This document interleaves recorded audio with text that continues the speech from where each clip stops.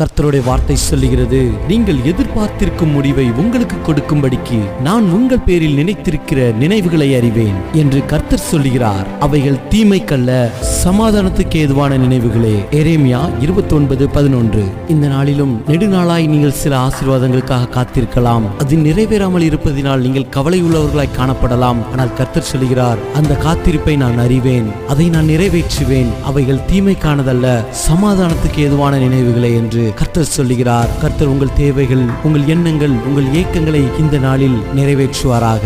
ஆமேன். எதிர்பார்த்த முடிவை தருபவரே, எனக்காக யாவையும் செய்பவரே.